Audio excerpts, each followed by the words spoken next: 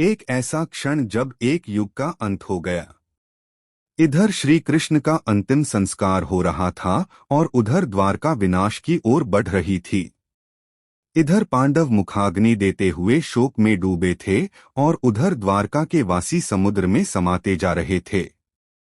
राजधर्म के पालन हेतु रुक्मणी स्वयं आगे बढ़ी। इसी बीच पांडवों ने श्री कृष्ण के दिव्य हृदय को जलधारा में प्रवाहित कर दिया था। लगता है कोई अनहोनी निकट है, हमें सतर्क रहना होगा। अर्जुन तीव्र गति से दौड़ते हुए द्वारका जा पहुंचे। देवी श्री कृष्ण अब इस संसार में नहीं रहे, आपको शीघ्र प्रस्थान करना होगा। ये क्या हो गया प्रभु, मुझे यूं अकेला छोड़कर कैसे चले गए? सब लोग द्वारका छोड़कर समुद्र तट की ओर भागे और असहाय होकर अपनी ही नगरी को डूबते देखते रह गए।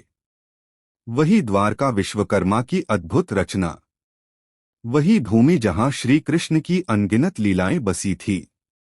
स्मृतियों से भरी वो पावन नगरी धीरे धीरे सागर की गहराइयों में विलीन हो गई।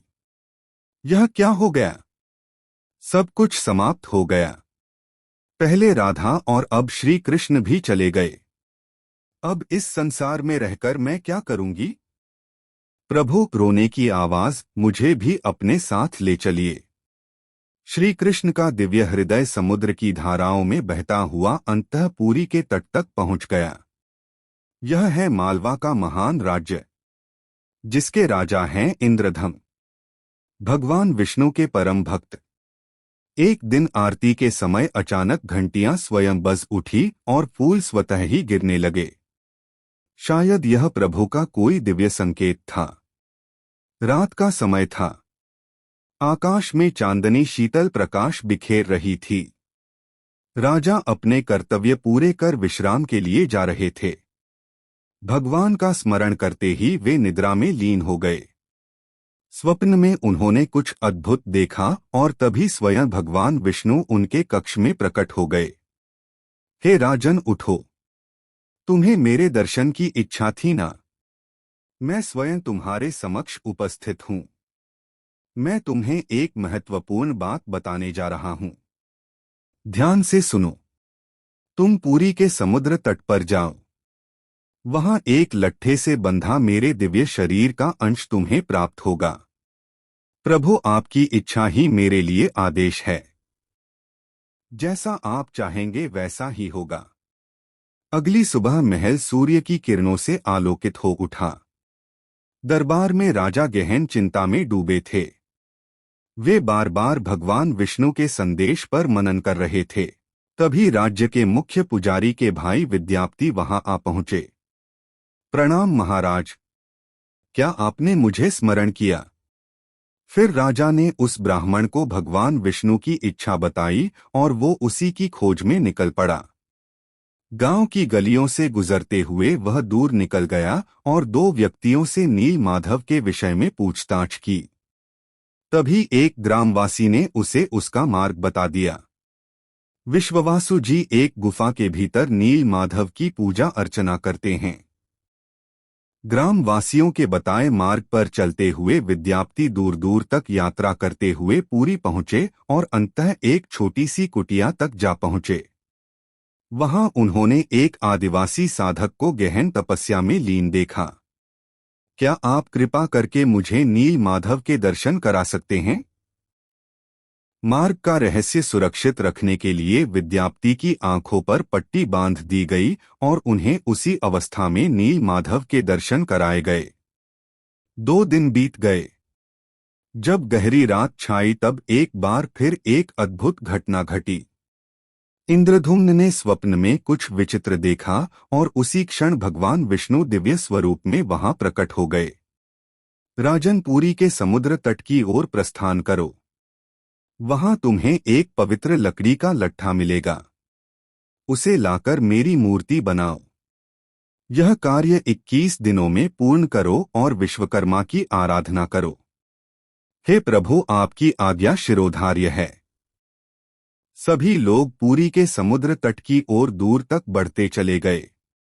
तभी सागर की लहरों के साथ एक लकड़ी का लट्ठा तट पर आ लगा। विश्ववासु जी ने संकेत किया और सब सागर की ओर बढ़े। सभी ने उस लट्ठे को साफ किया, कंधों पर उठाया और महल की ओर प्रस्थान कर गए। महल के एक एकांत कक्ष में उस लट्ठे को मूर्ति निर्माण के लिए स्थापित किया गया। पर कथा यहीं समाप्त नहीं होती है। अनेक कारीगरों ने प्रयास किया, किंतु हर बार कार्य अधूरा ही रह गया। तब राजा ने विश्वकर्मा की विशेष पूजा करवाई। हे प्रभु, मूर्ति निर्माण बार बार अधूरा रह जा रहा है। आप तो देवताओं के शिल्पकार हैं, अब आप ही मार्ग दिखाइए। अगले ही दिन विश्वकर्मा एक साधारण मनुष्य का वेश धारण कर राजा इंद्रदुम्न के पास पहुंचे। राजन, मैं आपको आश्वस्त करता हूं, कुछ ही दिनों में मूर्ति बनाकर आपके समक्ष प्रस्तुत कर दूंगा, पर मेरी कुछ शर्तें हैं।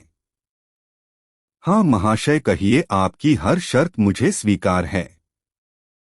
एक बंद कक्ष में नील माधव की मूर्ति का निर्माण करूंगा और 21 दिनों के भीतर यह कार्य पूर्ण कर दूंगा, लेकिन मुझे किसी भी प्रकार की बाधा नहीं चाहिए, और इस दौरान द्वार बिल्कुल मत खोलना। कारीगर ने कक्ष का द्वार बंद कर लिया। 15 दिन बीत गए। महल निस्तब्ध पड़ा था। उसी दिन एक विचित्र घटना घटी। महारानी गहरी चिंता में डूब गई। बेचैनी में वे आकर उसी द्वार के पास खड़ी हो गई। अंदर से कोई आवाज क्यों नहीं आ रही? कहीं कारीगर के साथ कुछ अनहोनी तो नहीं हो गई? मुझे तुरंत जाकर स्वामी को सूचित करना होगा। महारानी व्याकुल होकर शीघ्रता से राजा इंद्रदुम्न के पास पहुंची। उनके मुख पर चिंता और नेत्रों में स्पष्ट भय दिखाई दे रहा था। स्वामी, कक्ष के भीतर से कोई आहट नहीं आ रही। मुझे अत्यंत चिंता हो रही है। कहीं कारीगर के साथ कोई अनहोनी तो नहीं हो गई? कृपया आप द्वार खोलिए।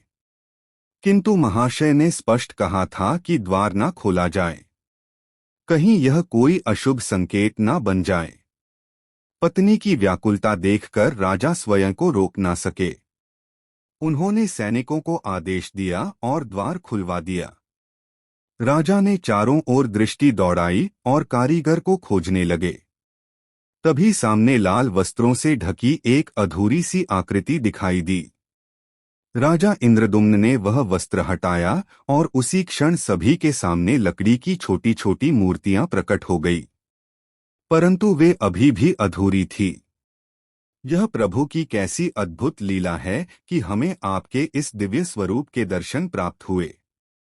आप तो समस्त जगत के नाथ हैं।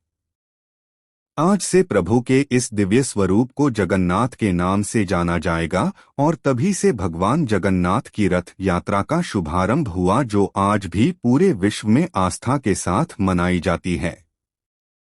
इसी के साथ यह अध्याय यहीं समाप्त होता है। आप हमसे ऐसे ही जुड़े रहें। आपको ऐसी ही भक्तिमय कहानी देखने के लिए हमको फॉलो करना बिल्कुल भी नहीं भूले और हमारे चैनल की बेल आइकन भी दबा लीजिए, जिससे आपको सबसे पहले नोटिफिकेशन मिले। वीडियो अच्छी लगी हो तो वीडियो को लाइक और एक प्यारा सा कमेंट में जय जगन्नाथ जरूर लिखे।